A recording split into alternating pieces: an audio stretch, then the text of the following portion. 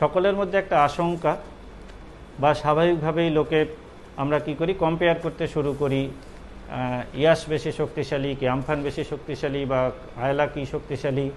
একটা কথা খুব পরিষ্কার প্রথমেই জেনে রাখা দরকার যে এই সাইক্লোন ইয়াস যাচ্ছে কিন্তু বালাসোরের উপর দিয়ে, পশ্চিমবঙ্গের উপর দিয়ে নয়।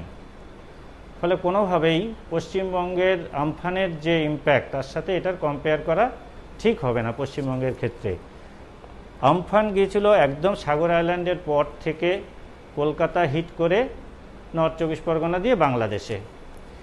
কলকাতা বালাসোর থেকে প্রায় 200 কিলোমিটার দূর। তো ন্যাচারালি আমফানের যে ইম্প্যাক্ট লোকে দেখেছে বা যে আতঙ্ক বা যে ভয় মধ্যে আছে লোকের, তাদেরকে আশ্বস্ত করা যে এই সিস্টেমটা যাচ্ছে কলকাতা থেকে 200 কিলোমিটার দূরে, ফলে কলকাতাবাসীর সেভাবে আতঙ্কিত হওয়ার কারণ নেই। আমফানের থেকে যে আতঙ্ক যে জিনিসটা লোকের মধ্যে আছে। অ্যাট দ্য সেম টাইম আমফানের ক্ষেত্রে আমরা দেখেছিলাম যে নর্থ চব্বিশ পরগনা বাংলাদেশে চলে গিয়েছিল।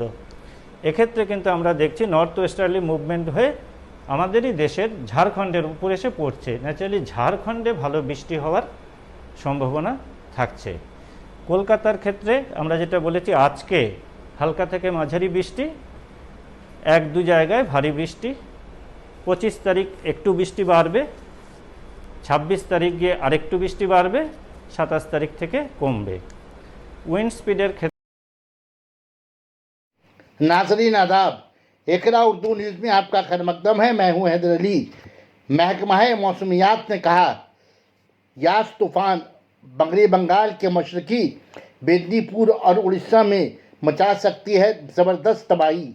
यास तूफ़ान के मद्देनज़र कलकत्ता पुलिस ने हेल्पलाइन जारी की 9432610429 और 9432610450 और 0322141890।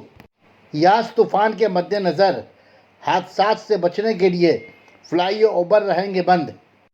तूफ़ान से पहले के इंतज़ामात: अपने मोबाइल फ़ोन चार्ज करके रखें।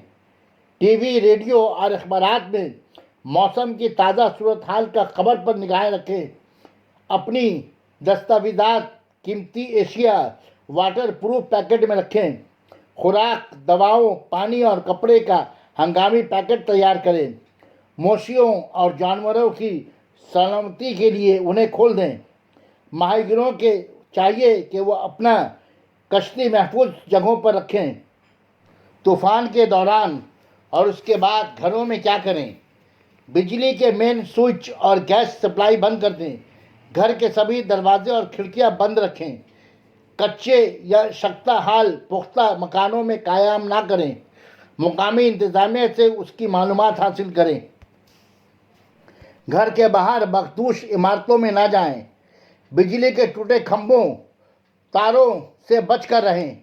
जितनी जल्दी मुमकिन हो सके महफूज पुख्ता पनाहगाह में जाएं।